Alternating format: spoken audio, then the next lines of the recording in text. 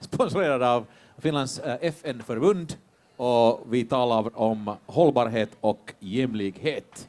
Och Erkki Tuomioja, vår utrikesminister, fortsätter.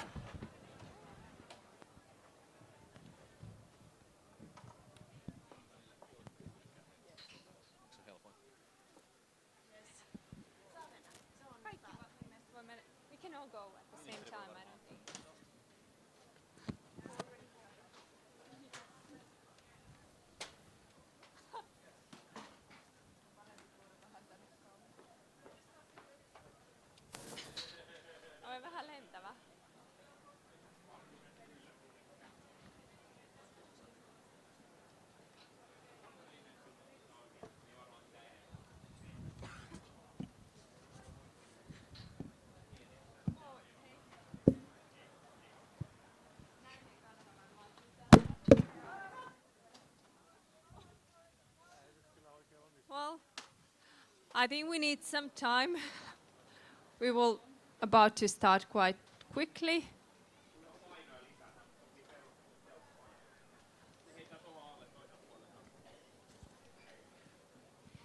Tervetuloa yleisö. You're very welcome also to hear our panel discussion.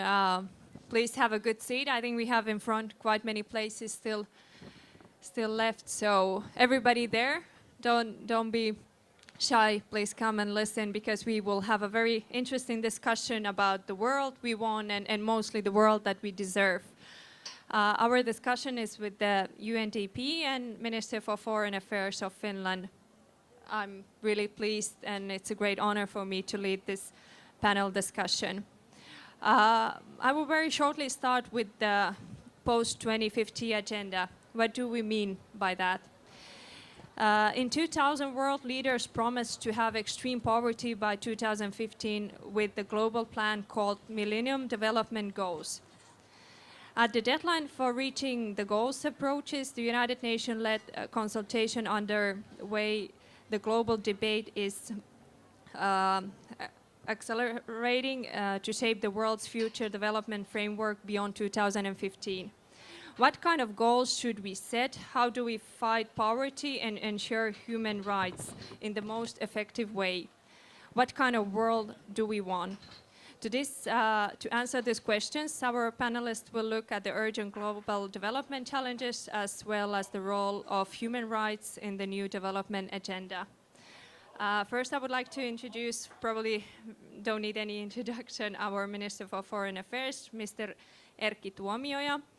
It's great to have you here also. I know you have a very busy schedule, but that is nice to have you also in our panel discussion. And then we have our Director of the UNDP Nordic Representation Office, Camilla Brückner, who represent the United Nations Development Programme, UNPD, the United Nations' biggest development organization. You can probably tell us a little bit more about your work. And then we have our youth representation, Tytti Matsinen, who represent Finland in the UN General Assembly as the official youth delegate of Finland.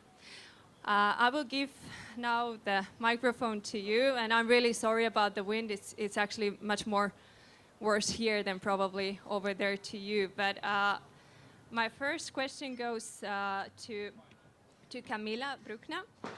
What exactly is meant by the post-2050? Because I think our audience, probably most of you know, and those who haven't heard really much about it. So could you please describe it to us? What do we mean with the post-2015 development framework, and how is the process going to be led? Well, thank you very much. I just want to say, first of all, that it's a real honor to be here in Helsinki today. It's a fantastic event. You should be really proud of this format. It brings a lot of people out and across interests and ages and occupations. So it's really nice and very honored to be here together with the Foreign Minister and your youth representative for the UN General Assembly. UNDP, just to explain where I come from, is responsible for promoting the Millennium Development Goals in the UN system and in the world as such. And we also work for promoting good governance and work to help countries get out of conflict and recovery and sustainable development, human sustainable development overall. And this is just to explain why we are so interested in the Millennium Development Goals, because they have actually created the focus and platform foundation uniting the whole world, working towards the same goals. And most importantly, one of them is to eradicate poverty. And they have made a huge difference in uniting the whole world in trying to achieve certain goals, and we have achieved a lot. Some of the goals will be met, others we have made advances, but we still need to work more. So up until 2015, there is still a lot to do. So we must not stop the work we are already doing to improve people's lives around the world. So, but we also have to start thinking about what will happen after 2015, which was sort of our deadline for when we wanted to achieve these goals. So now we're already starting a global conversation about what people expect from the world. What do they see? What is the future they want? So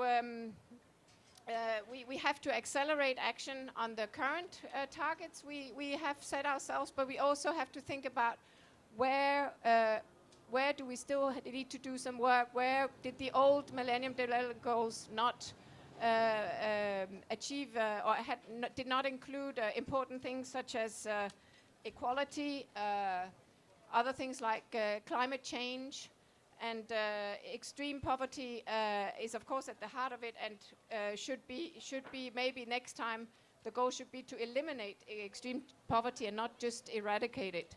So there are a lot of things that have been achieved, but we have to go further. And I think we have to be very ambitious for the next set of goals. It has to be ambitious, it has to be universal, so apply for the whole world and relevant to all people. And they should also, like the Millennium Development Goals, be very simple to communicate, very simple to measure, so that you can actually see that things are moving.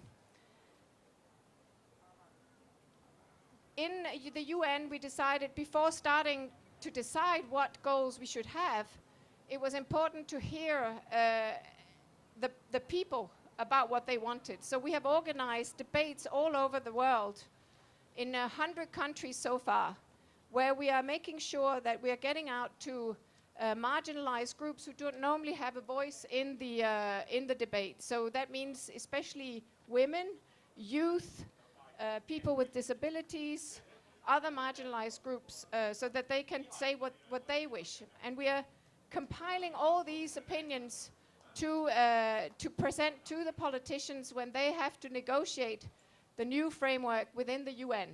So actually you out there also have the possibility of making your voice heard. You can go into our website, The World We Want, or My World Online, and you can actually make your priorities of what is most important, and it will all be compiled in one report that will be presented to the member states when they negotiate for the next framework. Thank you. Thank you, Camilla. You have a very great support over there. Please. Thank you for your words. Mr. Tuomioja, what would Finland like to see in the post-2015 agenda, and what are the Finnish priorities, and how come we have not heard about them yet? I think the top priority is to survive in the world. And I want to set out the framework for this and all our future discussions. The fact is that only in my lifetime, after the Second World War, we have seen a threefold increase in the world's population, from 2.3 billion people to over 7 billion, and set to rise to 9 or 10 billion, which means that we are living in a world which we have never seen before. And we are facing challenges with sustainability that we have had never before. And it's only relatively recently that we have become aware of the fact that the way we have used natural resources in the world is unsustainable. And with ongoing climate change and other challenges, we may at best have only a few decades' time in which to reach ecologically, socially, and economically sustainable development. So we need a sense of urgency to deal with these issues. And one may argue that the ecological sustainability is the most important, yes, because without it, the others really won't matter.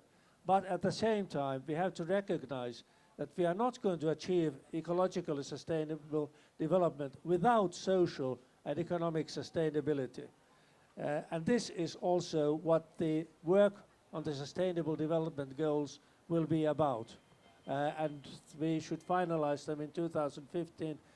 And I think the Millennium Development Goals set a good example, because I was originally skeptical about them, another piece of paper, but they have proven to be, because they were so concrete, so easily understandable, a reference that no government could overlook. And indeed, they have changed the world's agenda. And we need the Sustainable Development Goals to be as clear, as understandable, and as binding as the MDGs on all three aspects of sustainability.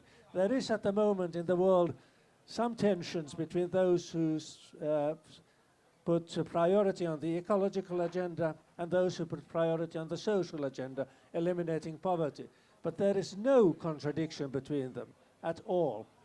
So we need to have a comprehensive view of that. And this is a top Finnish priority. But if you ask for one concrete priority, it was the discussion we had previously here, and that was water. Water, access to water and sanitation as a human right, which is without which we will not have sustainability either. That's very true, yes. As you can see, we have a great audience actually here. Well, my next question is actually to both of you, to Mr. Tuomioja and also Mrs. Brückner. We all know that the governmental role is, of course, very important in this sense, but how would you see the civil society? As we all know, we have a lot of NGOs here as well. So what are the roles, and is it big enough? We could start with you, Camilla. Okay. Thank you very much. And I just want to make a remark on what the Foreign Minister just said, that it is a very important target, the water, access to water and sanitation. I think now we have exceeded the availability of mobile phones as opposed to toilets. There are more mobile phones in the world than toilets, and you can imagine that is not quite the balance we should aim for. So even though we have achieved the Millennium Development Goal on access to water, the sanitation is lacking behind, and this is one of the areas where we really have to push up to 2015. But on civil society and involvement, coming back to this global consultation that the UN is organizing in every single country, our UN representatives there, we have represented in 177 countries, so we reach almost the whole world. They're organizing these debates on the next phase, and there civil society is indeed very much involved. And civil society is extremely important for this process, because the civil society will have to keep the politicians accountable afterwards. Once the framework is established, the civil society have to continuously push to make these goals achieved. And without civil society, we don't have that force. So it's very important. And so far, we've reached over 500,000 people in these consultations, and a large part of that is civil society. Well, we would